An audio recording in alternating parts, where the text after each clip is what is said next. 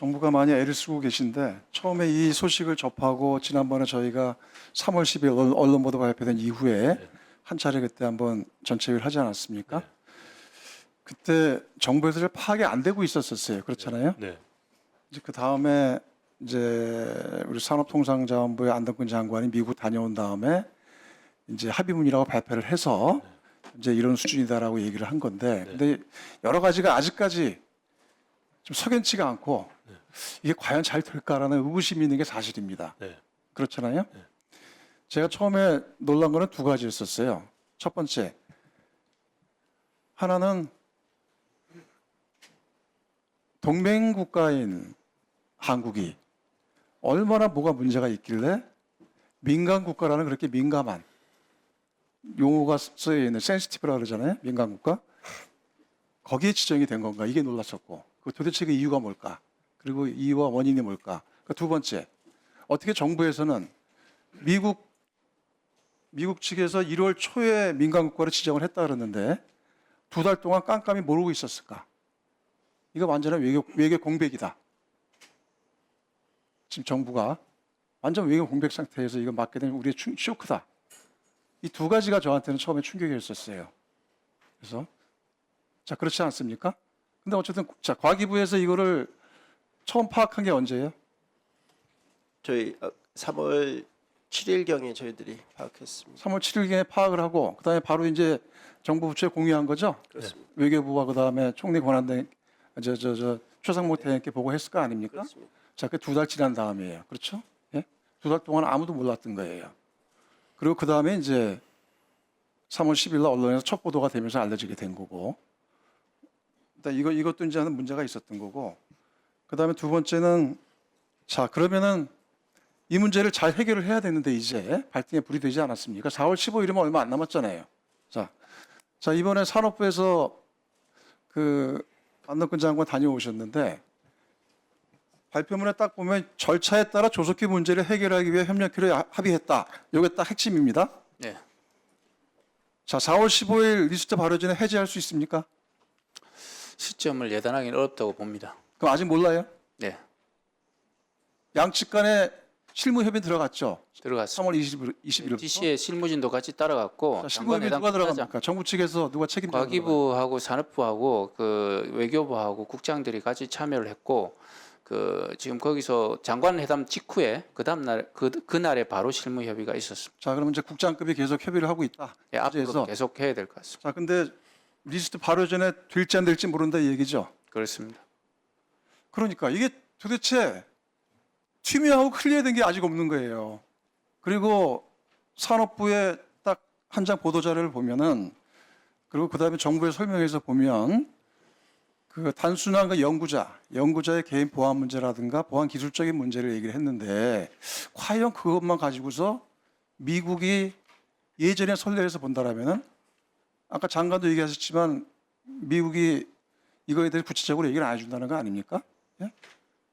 근데 예전에 아까 우리 홍기현 의원님이 그 아까 분류를 하셨던데 그런 기준을 보면 굉장히 네 가지가 중대한 사유예요.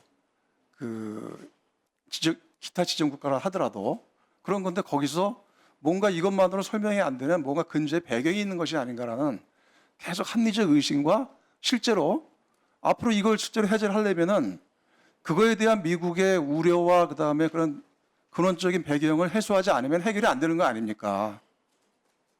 그래서 정부의 지금 종합적인 TF가 만들어졌죠. 그러니까 여러 가지 다 열어놓고서 다각적으로 앞으로 미국 측을 설득해서 뺄 수 있는 이런저런 대응 태세가 갖추지 않으면 안 된다고 봐요. 단순하게 이거를 실무적으로 접근했다가 아주 큰 낭패를 당할 수 있다고 보는 겁니다. 자, 그것을 한 예를 볼게요. 처음에 우리가 민간국가 미 에너지부에서 민간국가 지정을 처음 시작한 게 81년도였죠. 맞죠? 과기부 파악하고 있는 게. 아마 그 이전부터 지정이 되어 왔. 81년 1월 5일에 처음 지정한 걸로 알고 있어요. 네. 자, 그때 1981년에 처음 지정했을 때 한국이 들어갔다는 거 아닙니까? 한번 들어간 적은 있었죠? 네. 그래서 94년 해제된 거 아닙니까? 근데 들어간 시점이 언젠지는 정확하게 정부에서 확인해 준 사람이 없어요. 하지만 현재 나와 있는 각종 보도나 이런 내용들을 보면은 1981년도에 지정됐다는 얘기들이 많아요.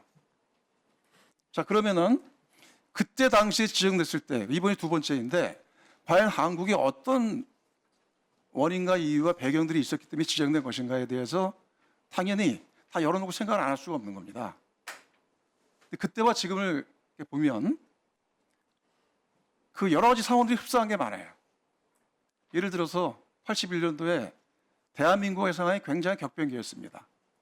그리고 70년대 후반에 박정희 전 대통령의 핵무장, 핵에 대한 독자 개발 문제를 고민을 했었어요. 그러다 미국 측과 심각한 마찰을 빚었었죠. 그런 적이 있었습니다. 예? 그러고 나서 그 다음에 박정희 대통령이 암살당하고 나서 쿠데타가 발생을 했어요. 그리고 군부가 들어왔어요. 이런 과정들이 당시에 굉장히 격변을 겪었습니다. 그리고 지금의 상황 보면 윤석열 정부에서 대통령과 국방부나 주요 인사들이 독자적인 핵무장론을 계속 끊임없이 틈난들을 제기를 해왔어요. 자, 미국이 당연히 긴장하지 않겠어요? 당연한 거죠. 정부의 책임 있는 당국자가 고위성에서 계속 그런 얘기를 하니까. 자, 그러다가 어쨌든 비상기염이 발생했어요. 그래서 그때 당시 상황과 지금이 여러 가지가 흡사하게 이런 트라우마와 이런 상황들이 많이 중첩이 되는 거예요. 그래서 그런 부분들 다 총체로 놓고 그런 뭔가 다른 배경적인 요인들까지도 파악하면서 정부가 대응책을 강구하지 않으면은 단순하게 실무적 접근만으로는 이 문제는 해결이 안 될 수도 있겠다라는 우려가 들기 때문에 이런 제기를 하는 겁니다. 그런 점까지 감안해서 저는 정부에서 특히 조태열 장관님께서는